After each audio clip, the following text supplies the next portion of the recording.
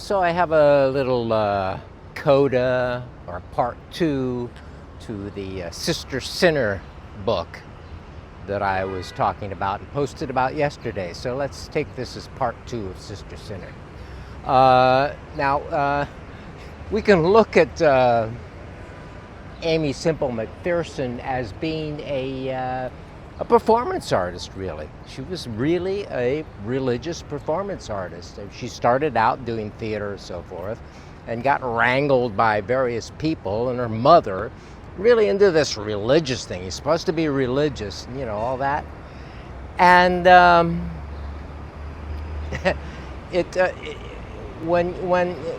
she quotes, the author quotes many of her memoirs and so forth. And even in the published memoir, there are hints of her emotional difficulties within herself, her, hints of, kind of really sort of lifelong depression and stuff like that, which is not rare in artist people. But she was a religious person, so it's all focused on this God stuff and all that.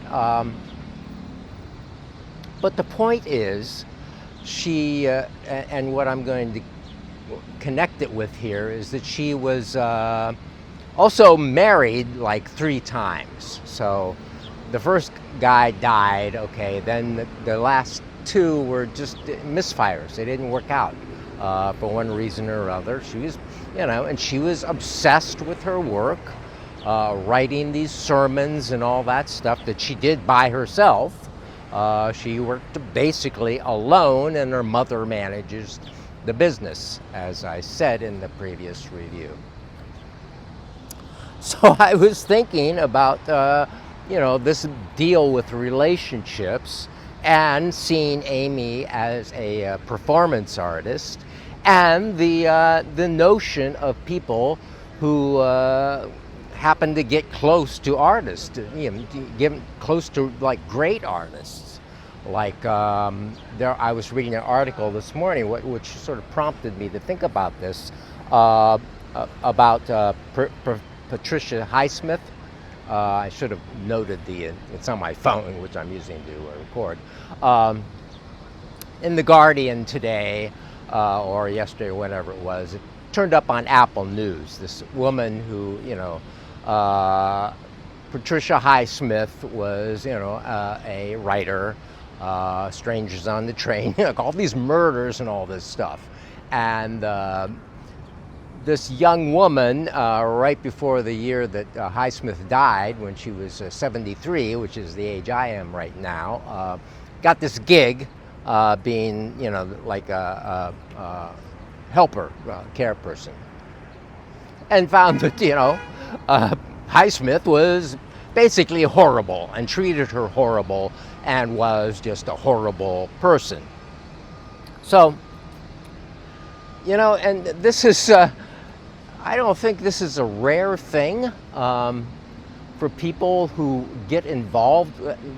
So the point of all this is, don't, enjoy the art of somebody you love. If you love something that someone produces, great. And, can tell them, so forth. But to try to get close to them then is hazardous. And a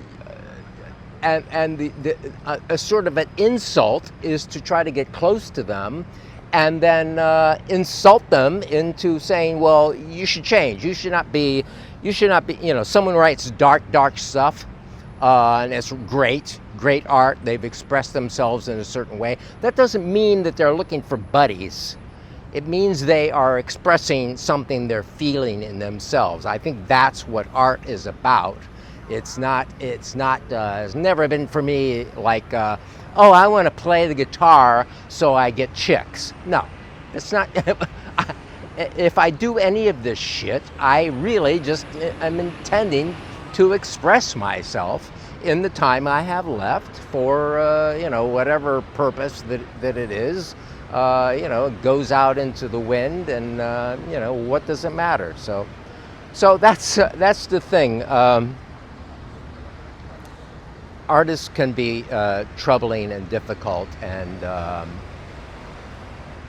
for someone to make something really dark and then for you to really like it is wonderful and an honor.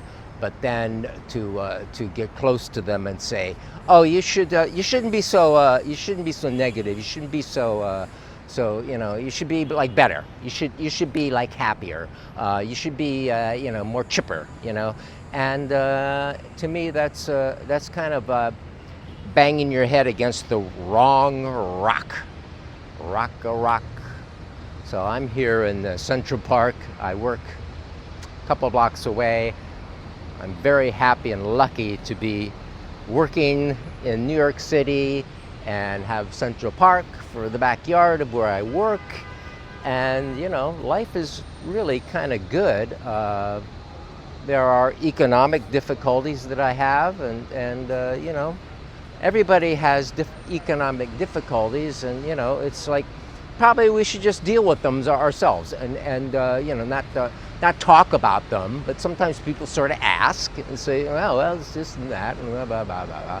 And I know I'm going to deal with all this shit one way or the other, and it doesn't matter a whole lot to me. And I figure it's all going to work out all right. I've had economic problems before, and somehow money keeps coming from somewhere. It's probably coming from this Time Warner dual tower thing over here. Maybe I can show you.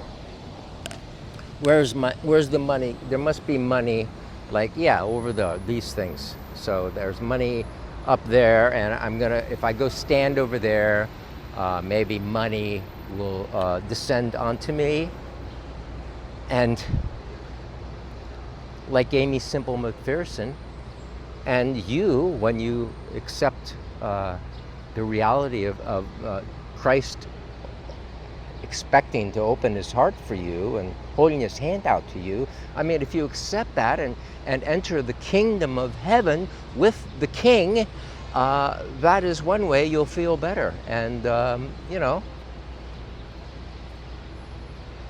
have a good day.